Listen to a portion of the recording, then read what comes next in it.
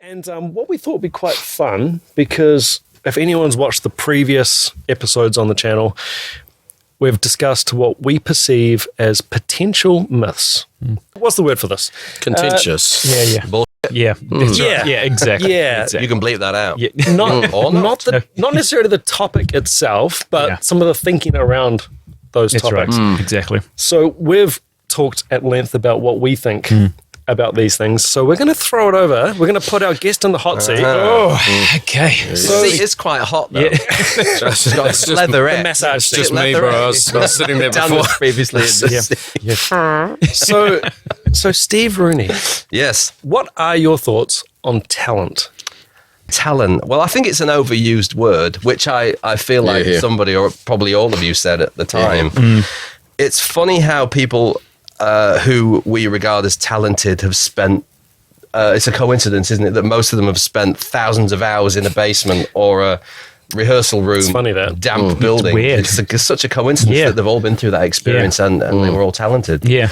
I think it's a combination. I wrote this down, like I did some sort of like some middle management sort of diagram here, which PowerPoint. PowerPoint presentation. Very good line On the back graph of my there. kid's Harry Potter. Beautiful. Nice. Yeah, he's done some fantastic. If you'll see here, the Slytherin crest. And Oh my God.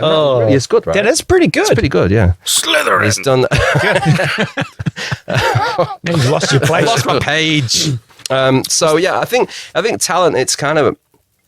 To me, it's kind of like nature nurture thing. Like if you're born in a house full of music, Yeah. and you've got an open-minded and creative parent or parents, and you're encouraged to kind of explore, you're already on your way to developing something. What a head That's start, art, right? Yeah, the big music, head start, whatever, yeah. right? Yeah, So there's your environmental exposure to music and art, and then if you're the sort of person who's got certain physical characteristics, like you're quick-minded, or you've got good twitch speed for drummers, like I mean, I'm pretty sure that's just physiognomy, isn't it? I don't think that's it's genetics. No. Like a sprinter. Or Yeah, that a kind of natural thing. advantage. So, you know, if you've even got the beginnings of that with an environmental, artistic, creative sort of background, you're already part way there. And then, you know, if you're the sort of person who listens well and takes in information, or maybe to some degree, like, let's say you're a bit of a mimic, you hear things and go, oh, I'll copy that. That's right. I know I was as a kid. I don't know about anybody Some people are else, good at but- voices, for example. Yeah, I always was the kid who was doing the impressions and remembering all the rhymes off stupid 80s adverts. Yeah.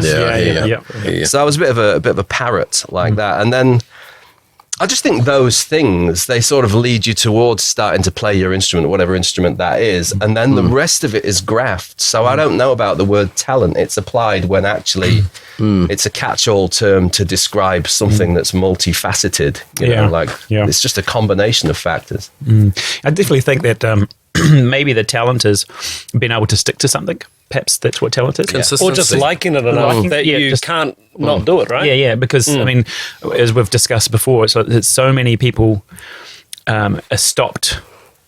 You know, they stop doing whatever it may be that they're going to, whether it's a sport or art or anything, because they try it and initially they aren't amazing at it straight away, and they go, well, I am not talented, so therefore I'm going to stop. And that's where I hate that sort of concept, especially for drums. I always think that I'm pretty sure that most people can play. I've come across a couple of people that appear devoid of rhythm, you know, but or the concept of it. But I also know that if they really wanted to play, they probably could. But it's only if they want to do it, you know, because we can all walk.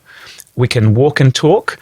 We can walk and do things with our hands. I mean, there's people that are texting and then, you know, putting And driving. driving and on their phone. Yeah. So there's all these. We're already coordinated. So it's not something that it's that you can't do. And it's just that you've got to want to do. You've got to be slightly, I think, quite bloody minded to be any kind of musician, but especially a drummer, because it can be deeply frustrating. It's not like that even disappears at any point, is it? I mean, I'm sure we all do that thing where you sit down and go, I should be able to do this easily. That's right. I'm doing this long enough. Why can I still not play this thing? Yeah, exactly. Why doesn't it work? Yeah, And frustration never really goes, right? No. Like, I still have that. But it's part of your drive. sessions. Yeah. I'm sure it is, because it's that unknowable thing that you want to, I want to nail this. I want to do this. Yeah. And we actually spend the majority of our time playing like crap. because we're always trying to play the thing that we can't do, because you don't tend to do the thing that you can already do. It's like, I do that all the time. I don't do anything hard. Yeah, you're so hard, smart. What is that? It's like when you're working on like a new concept, or you've allotted, right, I'm going to smash out 3 or 4 hours of practice and I'm going to work on this concept, that's not 3 or 4 hours of you killing it. That's 3 or 4 hours of pain. Sucking. Yeah. That's what the students don't see, though. Yeah. They see you over here demonstrating something that you've demonstrated to 500 other students, and you on a dime you can do it. Yeah. And they go, oh, well, I can't do that. Then there's the odd time when that doesn't work out, and you just randomly play something you've played 100 times, and it just goes. Yeah. And that drives you so crazy, doesn't it? Because it's crazy. Why did that happen then? Inconsistency, yeah. Yeah, and you go, well, obviously I haven't practiced enough. I need to practice it more. And you jump on, you start playing that thing again, and you're going, it's just never ending. It's never ending. I think that's all sort of led in. It's all kind of tied together, because certainly like 2022, we are surrounded by short form video everywhere of people killing it. Yeah, right? Yeah, absolutely. So it's very easy for someone who's perhaps starting out their journey behind the kit to actually go, I saw 15 seconds of some dude or lady, absolutely blazing 30-second note, triplet linear stuff, just all around the kit, and that's all that always sounds great, right? But you're hearing 15 seconds of what might be 15,000 hours that's literally gone into that, and then you don't hear the other 30 seconds where the singer tells them to shut up. Exactly, and then the musical application of that is zilch, that's right? But as far as it's tough to actually break that down, and it's quick to actually jump on that and go, talent, yeah, that's right. Because it's like you might jump up and you try it and you go, well, I can't do it, so therefore that person's talented and I am not. And so and they just go, and that's how then everything goes like that. I think I mentioned that my maths problem, like when I figured out when I was younger, I was doing maths. So I got up to, there was it was a weird competition. It was this clocks thing where you had a times table in the middle and you had to go, 1 times. I'm lost already. Yeah. Wow. Oh, okay. Well, I mean, I only got up to 4 because I don't know what happens after 4. It's too much too soon. I need out. I need a grown up. Please now. And anyway, safe word. Safe word. So it was like Oklahoma, spring. So anyway, the thing was there was a competition, so that each person would go up, and then you'd have to do it as fast as you could, and then that person would go down, and another person would stand up and continue. Yeah. And I got up there, and I froze, and 4 people got up and did their clocks before me. So there's only 2 people up there, so everyone can see who's up there and who's not. Yeah. And so I freaked out. And ever since that point, I actually have a mind block to do with maths. Should you be out in that as a drum teacher?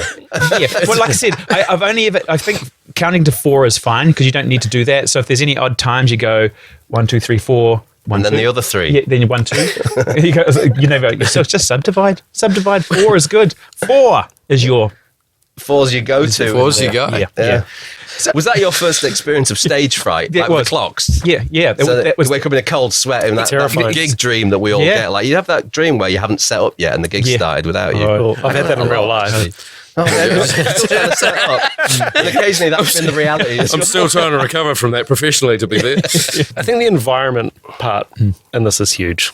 Like, I get students come in, and we all would have, where there's no musician in the family. There's no instruments around the house. Yeah. No one's had any lessons on different instruments. Maybe the parents don't even listen to music. That happens. Some households don't play music. Yeah. And then that kid comes in. They are literally starting basically at 0. Yeah. Another kid comes in. Parents, you often get this with actually island families where the parents play at church and they're often quite good. Yeah. And the kid will come in. I've had this at schools. Basically just sit down and play. Yeah. And it's like, that's not talent. That's environment. That's environment. Yeah. Exactly. That's environment. So very easy to make a judgment or laugh at people perhaps who aren't picking things up as quick. But there's always something to this. I had a kid come in yesterday. It was the first time I'd met him, but my wife works with him on a show called Sweet Tooth, which is a Netflix thing. Yeah. My wife does amazing hair and makeup and stuff like that. And one of the little characters, Uppy, he's deaf. He's pretty much completely deaf. He's What was got, Hey. cochlear implants. Oh, he I has. see. So he kind of he can hear. He can probably feel drums more than he can hear them.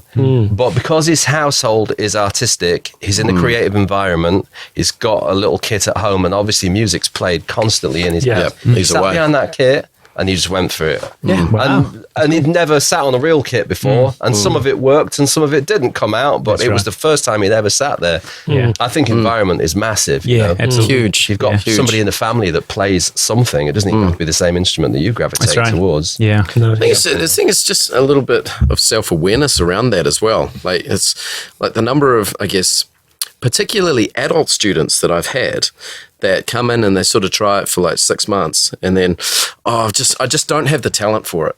Yeah. It's like, oh, Please don't stop there. Talking yourself out of it. But It's it's two left feet. possibly more like they don't have the time and the effort. I Exactly. think, you know? Exactly. Exactly. Yeah. And as you get older as well, you understand how long something takes. Yeah. And then you actually reassess. You maybe it was a childhood fantasy or something like that. You were I always, how many people have you met? I wish I'd carried on playing, Yeah. blah blah blah, and then they sort of pick it up again when they're in mid 30s or 40s or something like that, and then they start playing, and then they realize it's like, oh yeah, this is actually really hard. I have a life. I've got a job. I've got Yep. children. I just can't sit down and play because I think we talked briefly about that as well. When students come in, they go, okay, I'm going to do a weekly lesson. And then they start off, it's good. And then they go, you know what? I haven't got enough time in between lessons to actually do the practice. Yeah. So what I will do a fortnightly lesson. Yeah. Because no that'll give me practice. twice as much time not to practice. Or yeah. conversely, I've had some people come to me and up their lesson time. yeah, I've had do that. 2 lessons. That's right. It's because they're Yes. kind of getting the relationship between practice and information slightly backwards. That's right. Like, Yeah. Generally, you need less information and more application That's right. to get Yes. a result. Exactly. You know? Yeah. And I suppose the flip side of that is someone who is really working on their stuff and really, really wanting it. Like when I actually came to you for some guidance, I'd already been playing for 10 years. And I'd think nothing of going home. Like when I started, I was like, I absolutely love this. And this is me. Like I found my thing, and I'd play at home. My mum and dad were very very gracious. But as most parents of drummers actually tend to be, And neighbours. when they indeed when about they the actually true story when they sold the house, like you get like a council report of what's happened and all of that sort of thing, and we had 19 stand down periods, not call outs, 19 3-day stand down periods. What's a stand down period? Which is like you cannot make any noise here for 72 hours, otherwise we'll come and take you. wow. So there was 19 of them. And in the middle of that report was just a big photo of your face. Wanted. just so that kind of gives you a little bit of insight into sort of the level of hours that was kind of going in here. But I remember being like a 14-year-old kid coming home from school and literally playing Didn't until need to be told to practice. no. I mean, if Literally anything, playing. told not to practice. Yeah, Exactly. It just was Literally so playing hungry for until like there would be sirens and stuff going on.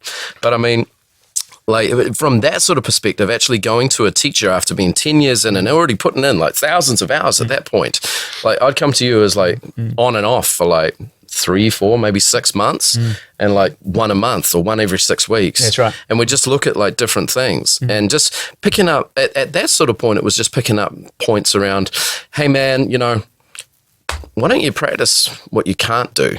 Concepts. This is concepts, right? Yeah, I'm it's like, more concept. profound. Like stuff that I can't I do. didn't even know what I couldn't do, which is quite a shock. Like I'd had a bit of a professional career, like 3 years. I came straight out of school and joined a pro band. Wow. I actually even went back to do my exams and they dropped me off in the van from having done some gigs somewhere That's up in awesome. the northeast of England. I love it. So like I'd played professionally. I'd done some TV. I'd done a couple of stadiums. I'd done touring, all that stuff by the time I was 19. And this was all in the north of England. I just thought I was great. And then I moved to London and realized I was anything but great. Like, everybody around me was really good. Right. I was awful. Right. I heard, bless him, Darby Todd, who is a fantastic UK drummer. I just stumbled across him the other night on YouTube playing for Devin Townsend, which is a band that my dad hell yeah. toured Really? with. Wow. Years ago, we kind of did that tour with them. And I saw Darby play for him, and I was like, my God, because me and Darby used to play a lot together and hang out together. But I heard Darby, and he'd been Young Drummer of the Year. When I moved to London, I was 19, and I think he was 18. And honestly, like, the blazingness of the chops was just horrendous. It was it was like being plastered in the face with awesomeness. And he's standing there going like, does anyone want to hear my triplets where I go for ages? So at that point, I realized, like, I'm going to have to get lessons because the concepts thing was missing. I just heard stuff on records and just wanted to copy it. And it's just exposure, isn't it? You just don't realize what you don't know till you hear it. Yeah. Or you're in the situation, you're going, oh, I can't do that. Yeah. Yeah. And it's like, even like, and you know straight away and you freeze, you go, oh. Yeah. It's kind of scary. Yeah. Like when I tried to climb up and fix the guttering a few weeks back. Let's go up there. Like, This is not me. Wait a minute. There's no springs up here or anything. It's supposed to be about drums, but we cover everything from springs to guttering. Exactly. Drums is life. Yeah, that's right. Have you got any final thoughts? I think we should move along, or else this is going to be 4 hours on talent, which On you talent. could easily do. Yeah. I mean, Hours on talent. You could, you know. Definitely. It's You could. It's massive. yeah, it's a huge thing. I just think it's a complex combination of factors. Yeah. And I think that, unfortunately, the whole Thingamy's Got Talent movement, Britain's Got Talent, Right, which I think was the first one. I think it was, I think, I yeah. hate to say it, but Simon Cowell, I think, has stitched everyone up, giving people the impression that there's talent or the X factor. It's all bogus. Everybody you ever see on those shows has rehearsed it. It's like it's a one-off. Let's put this person up and they're going to do a one-off trick for us. Yeah. No, That's right. That's not like that at all. It's there's background there, but you it's just also never like tell that. any of us that, you know? But it's also like that's how television works. Yes. Like Yeah. it's not live. It's not real. It's not Reality as TV is not per- real. Like, they might have done 7 takes of that to was get to that watching, magic one. I was watching something. It was like X Factor, I think it was. It was yesterday with my wife, and she went, "Oh my God, it's Thingamy!" And she'd done a West End show with this young singer Wow. Years ago. 10 years ago. Professional singer then. No, actually, it was longer than that. We've been in 9 years. So it's probably 12, 13 years ago. Professional West End singer on a talent show where he's supposed to have been a dustman yesterday or That's right. you know, Yeah. worked a milk round. It's kind of bogus. Yeah. And a lot of it is put up there so that we can pillory people who don't look right on stage, which I take great exception to. You know, you put your Susan Boyle up there so we can all have a cheap laugh when she's actually got a voice like an angel. That's right. Correct. Yeah. It's kind of wrong. Yeah. So I'm putting it out there, Cowell, me and you. Yeah. Actually, It's on. if you happen to watch this, which is very unlikely, I was once driving in LA and you pulled up next to me in a car and I was eating a burger and you had an open top car and I was just about to drop it in and you drove off, and that is a true story. He was the So I guy owe you a throwing burger. springs That's at you. I bet you True story. it was a good burger too, wasn't it? Consider yourself It was a lucky. better car than it was a burger. All right. Right. I'm gonna hustle us along. Okay. Right. Steve Rooney. Gear. Ask me anything you like, Andrew. My head is an empty book. Gear. What are your thoughts on gear in terms of, I guess we were referring to it in terms of gear solving problems or solving issues in your playing. yeah. I need a new snare. Or- I can't get the sound. I need a new snare. Yeah. Or, Or gear is a metric of success. Yes, right. Even- Yeah, if you, yeah, look at my kit. Right. I have this kit, so therefore I'm good. Or if I get, I've had this cheap double kick pedal, but if I get the very expensive double kick pedal, that'll make me faster. So yeah, that sort of thing is about our gear. Sort of thing. I actually spent 20 plus years with one drum set at a time, only one snare, same set of cymbals. I played everywhere from, God, I don't know, stadiums to ice rinks to TV to whatever were on the same What sort of kit was this? This was a Yamaha. That's a magic. Sounds Well, magic. funny, funny. We're talking about the spring factory job. I took a spring factory job as a 19-year-old because I wanted a Pearl Masters custom, and I had to save hard for that. So I'd walk every day to work, didn't want to spend the bus fare. This was in industrial London. And I saved the money and bought the Masters custom. Wow. Nice. And I part exchanged my old Sonor Force 2000. Do you remember those? Yeah, yes. Which I had gigged for, at that point, probably 5 years or something. And I bought the Masters. I was so disappointed with it. Like, it was so atonal. It didn't sound like anything. It was just like some drums. You learn your gear, Finished. right? You learned that first drum kit. Completely. So I only ever had one kit, and then I got the Yamaha Maple Absolute in the mid 90s, like 94, I think I got that. And I used that kit for everything. And it was the only kit I brought out to New Zealand. And until 2 years ago, I only owned one drum set. Oh no, I had a couple more because we were teaching, but they were the student kits. Like I only ever gigged with one drum set. And through Recliners, I started to buy vintage kits because I wanted that old-fashioned sound. So I think gear as a metric of success is completely pointless, but I don't Silly, make any judgments about anyone who's got anything, I guess. No. because Yeah. They've probably got their reasons. Oh, exactly. Yeah. I mean, if you want to buy like the best whatever it is it's fine. You know. I think we may have talked a bit like if in one of the music stores. There's a Fender Stratocaster, and like there's this nice Strat, but it's $44,000 sitting in this case, and I'm going, who would buy a $44,000 guitar? I mean, you're not going to play on that. No. I'm not going to gig on it. You're not But gonna it's not for that. It's not it's for not- the working musician. Johnny is it? Depp Yeah, would. no, that's John.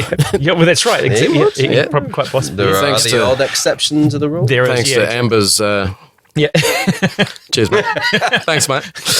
There's a functionality thing to this where, like, I heard on a podcast a while back, they're talking about cars. Is it ours? I do listen to others. There are Like others. when cars first came out, it was a You state. can't remember facts. Don't give me that. Henry Ford. It was a status symbol to have a car in your town or city or whatever. And look at the car going past. Yep. Now everybody's got a car. It's not functionality anymore. It's what sort of car can you have. So it's not about getting from A to B. It's I've got a Lambo. Status symbol, isn't it? Yeah. So I really feel this is sort of relates back to gear. Whereas Oh, completely. there's going to be a level of gear that will do the job. Yes. Yeah, absolutely. And anything above that, fill your boots, Yeah. go crazy. You might want to treat yourself to a nice finish. I don't know. I had some very odd reasons, I think, for starting to collect snare drums. Like some of them were for voices. I wanted certain voices. I wanted a high voice. I wanted a really low, fat belly, which I got anyway. But, and like I wanted a piccolo and I wanted a little firecracker type deal. Yep. Above and beyond that, that's kind of it, right? I mean, you can get things where the bearing edge is 45 degrees or it's la-di-da-di. And like, yeah, I've heard all these drums. They sound roughly similar, especially when you then throw them down a mic and the engineer does whatever they Exactly, all that sort Yeah. of stuff, and then or puts an O-ring on it and it sounds like beef anyway. That's doesn't right. it? Yeah, or just does a sound replacement for the snare that he likes. Yeah, samples. Exactly. And in the 2000s, in the metal world where I was, sound replacement was everything. Like Yes. we were touring with like D-drum triggers and stuff. We Wow. would tour with Anthrax, and we had the same jeez. triggers on the kit. Yeah. And I toured with Gene Hoglan as well. You know, Yeah. Oh, wow. Yeah. Because we played with Was it Death or Devin Devin. Oh, that was Townsend. Yeah. Strapping Young Lad. Strapping. Well, we toured with when he did the Terrier album, which was all the members of Strapping Young Lad, and then we did another tour after that with a couple of members who went on to be in Fear Factory because we toured with them wicked. as well, right? Nice. So all those guys. Stories coming out. Seriously, if you haven't checked out Strapping Young, Young Lad, they are awesome. know, right? Absolutely and Gene awesome. Hoglan. Oh yeah. Oh, yeah. the He made man. me cry. He gave The me a man. compliment and it made me blub. Oh. Such a big girl. He said to me, right, because I was like, why do you always look so bouncy and happy on stage? And he'd just be like, playing this. He said, well, if you're not smiling, you're doing it wrong. Like, and it was the best piece of advice ever. Wow. If this is grunty grind and you're hating all of it, then you're doing something wrong. But he had the most relaxed technique. He'd be warming up in the dressing room, fingers ablaze, and like I think it was Byron, the bass player, who went on to join Fear Factory, yeah. He was in Strapping Young Lad, wasn't he? He was throwing crackers under the drumsticks, right? So Gene's giving it rice, like there's the doubles and the singles, which are absolutely blistering, the fastest I've ever seen. Wow. And Byron's just throwing crackers underneath it. Crackers going on the mirror. So the dressing room's like awash with Jacob's crumbs and stuff. Anyway, yeah. So I just saw that as an example of like just trying to stay relaxed, even if what you're doing is technically fast or whatever. Yeah. What were we talking about? Yeah. Gear. Sorry. It's just- sound replacement. Everyone using the same stuff in the right. 2000s, and that's why I just got really sick of that whole world. Yeah. It's just like, don't want to do that anymore. So snare drums, let's face it, the majority of them are very similar. Yeah. Especially to the layperson. I mean, they just they probably don't even identify a snare versus a kick or anything like that. No. They're just gonna, but there is a certain thing, like I think we talked about, like when you hit a specific thing, the thing that you like, maybe it's a cymbal or just the way the snare sounds when there's that. It can inspire you to play a particular way. Sure. There's particular sounds can do that. Yeah. But I mean, as far as like, I'm very much like you, mate, in that I've had the same kit for like 15 years or 16 years. That's the DW, right? My DW, and that's my guy. My little red kit. I did have another kit as well, another DW, exactly the same size, the same sort of wood and configuration and all that sort of thing. The red one sounded better. Sounded better. And there's a in my response thing as well. Sometimes when you hit a thing, it phically feels good up your arms or in your belly, Definitely. Definitely. That Gretsch snare on that kit, I grabbed it. We were short of a snare in this room, and I just grabbed something off the shelf in the other room, put it on. Whoa. The rims, everything was different about it. Yeah.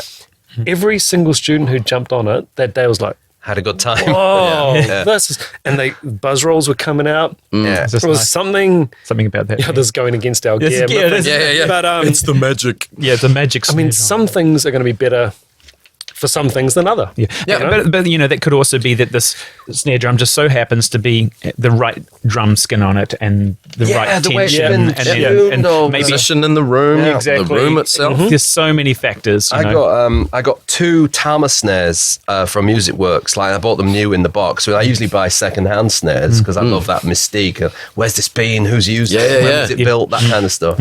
I've got some 20s and 30s snares that I got for just those reasons. Literally that, because I came from an engineering family and I just wanted to touch something that somebody had made. Some bloke called Reg with a brown overall in the pocket. Yeah. Probably made it in like 1935. I just wanted to physically touch that. It's just a nice feeling. Yeah. But the Tama snares, they'd come to me brand new in the box, like I say, and obviously the guy in the factory he just knew his sweet spot. Yep. And right out of the box, boof, like Killer. that copper. Yeah. It's a Starphonic. I got the copper and the aluminium, and they were just set up perfectly right. And you know what? I've messed with the tuning, and they don't feel as good anymore. Right. I have to go back and find that sweet spot. That's that's- yeah, that's right. Yeah. But I toured with the same snare drum for years. Like I didn't ever have. A lot of the time, I actually did tours where we were playing quite large places, and foolish me, I didn't even have a spare on me. And that happened. I was going to say I didn't have a contingency plan. That did happen to me on a number of occasions where I literally broke something and had to either fix it in the gig or borrow something off the headline act or something, which fell apart a bit at Manchester Academy, where my bass drum pedal spring snapped. Oh no! Has that ever happened to anybody here? I've had that happen. Yeah. How many times? Yeah. I've actually had it twice. Right. But I ended up buying a bunch of springs. Actually, no, I got Yeah, because I was I working. travel with them now, but- I've got springs because I've never had the spring. Yeah, I've It had had never the happened I've had to the me beater before. come flying I've out. had the Yeah. beater Never happened to shaft, me. like the actual shaft itself, snap. right. I've had that, Yeah. which is like that's It's kind of lethal. pretty staunch as well. Like right. There's I'm some left guy in with, the like- audience like, "Ah!" I'm left with, Yeah. I was left with like this little thing like this. So I was like, this is the reason. This is why you play a double pedal, because you just switch to the left foot. That's We right. were Happy days. supporting an American band called Ministry, like an industrial band. Yeah, when- Sick. And my band were a Manchester band, so we had a following in that city.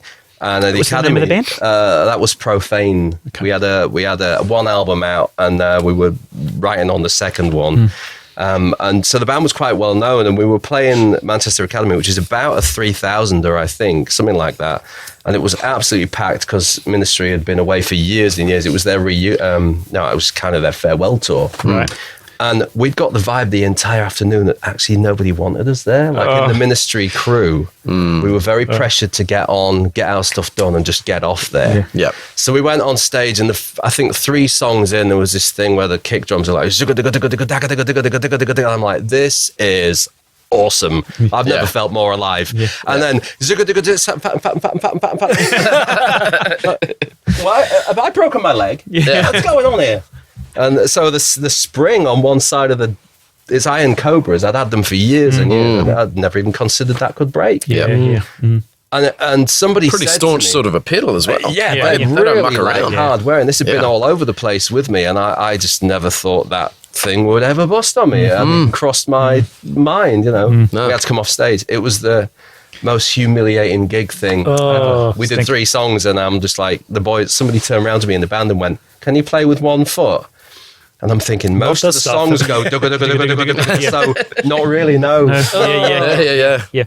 Not unless you want to do some wacky thing, like some linear coordination with the floor tom. It's going to sound pretty unusual. So, I went to the bar next door and proceeded to get mightily plastered. It's one way to deal with it. Yeah. But still, with the gear thing, it comes down to that there is like buying something nice or having a good, well-tuned snare drum, we were discussing before about we like Vic Firth sticks that just feel really, really nice in our hands, that sort of thing. But I mean, other people may like other sticks or whatever it is. But I don't think it's not going to be a thing that fixes things. It's like if you can't play fast singles and you want to play fast singles, buying another pair of sticks is not going to fix that. Overall, your gig, if you turned up to your gig and you forgot your sticks and someone gave you a pair of Pro Max, it's not like you're going to play terribly that night. You'd make it work. You might not be particularly comfortable. But, but we live in a, let's face it, slightly luxury spoiled environment. That's right. There are kids in countries who would kill for a cheap drum set. I get upset when I see on YouTube or Instagram people destroying equipment for a laugh or for a TikTok video. There are kids in places that would kill just to own that crappy drum set that you're currently destroying. Not to mention the environmental damage of having made it in the first place. Sure, yeah. And we're just thought that's really live in a luxury world. It is, isn't it? Just that. It's just disrespectful to all of it. Not only the gear, but also like the art form. There's nothing wrong with a Canon adder. Is there? Well, my son's really into his Lego, and he was watching, various YouTube videos this morning, and one of them was someone melting Lego, and I had the same thing. I was like, "This is really stupid." Obviously, appeals to someone. Plus, it makes the cake taste really awful. And it never fits after that. Piping it on. This is someone who's got really frustrated with being unable to make their chosen Lego box of stuff. We've all been there. And has decided to break it down atomically. But that's probably what the destroying the drum set thing is. Yeah, exactly. Like, I mean, so I haven't got talent. No, I'm talentless. I just find that so disrespectful. I think gear can make your life easier, but it's like having, I guess, being rich, which I've never been, so I don't know anything about that. I'm just guessing. Well, if you've got access to good gear and you're lucky enough to have that, you can possibly get more out of your drumming experience. But it's not a make or break situation. You can do just the same stuff on garbage, really. That's right. Exactly. More than happy to play gigs on like a $500 kit. Totally. Provided it doesn't, that's the only issue with those sort of kits and that sort of price tag is that often the hardware will tend to ruin it. Not full strip and so the cymbals, cheap cymbals are harder to get around. Cymbals are a different kettle of fish to get around than drums. I mean, you can largely you could put emperors or pinstripes on anything and make it work. Well, definitely. I had a Pearl Export was possibly my first or second kit, and they were cheapy drums. I mean, they were basically plywood. This will be about 1989. The world's best-selling drum set, and there's a reason for that. They actually sounded really cool. I feel like the Export. If I jump off the fence here, the Export and the Yamaha Stage Custom, that is the sweet spot. Is this it's going to oak? Is it oak? Birch. Birch. I love birch drum. I'm not keen on oak. I don't. A bit clattery for me. But I feel like that is that intermediate point where it's not junk, it's not expensive, but it's going to do everything you want.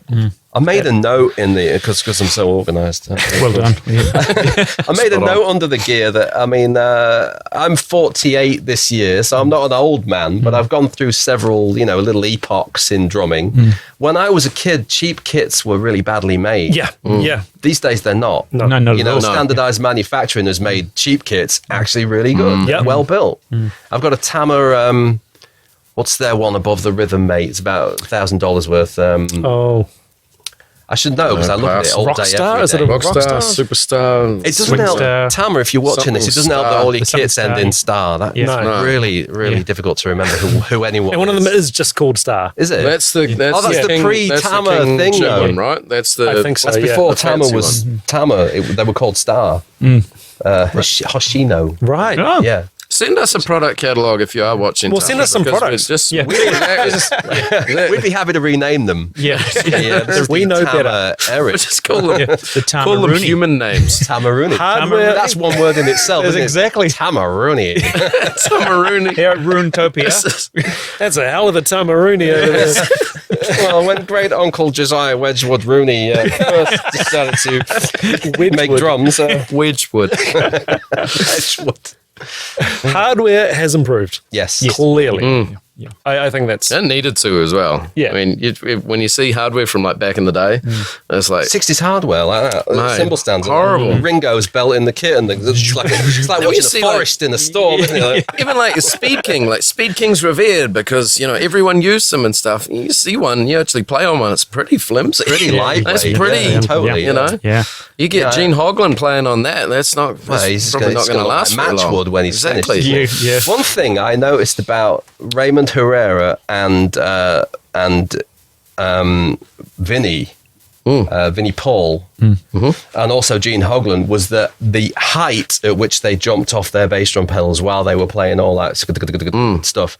They're jumping off those pedals. that I mean, right? they were in the past. I don't know if maybe Gene's technique has changed over the years, but Vinny Paul. He's like leaping off those pedals. that right? You see it from behind. Wow. It's like he's stomping that bass That drum. surprises me. Which actually. was a real surprise when I saw that. Yeah. We never toured with Pantera, but Fear Factory we did. So I watched Raymond every night from behind, and he's right off those pedals. Wow. So fast, like his feet were just amazing. You know? Yeah. So, but he just, and this comes down to the gear thing. If you've got bad pedals, you're probably going to break that. If you're Exactly. gonna do that with it. every Exactly. night. Yeah. Or they'll unhook from the, wherever Yeah. they're Where- playing. yeah. And your two bass Clip drums or will wander whatever. off like that. Yeah, exactly. Yeah. There's nothing worse. Yeah. There is nothing worse than absolutely This band's getting bigger. Well, at least the stage stuff's yeah. getting bigger. It'll be further apart anyway. slamming into a kick drum and it starts sort of Yeah. You do hobbling off. Flang and you grab and pull it back.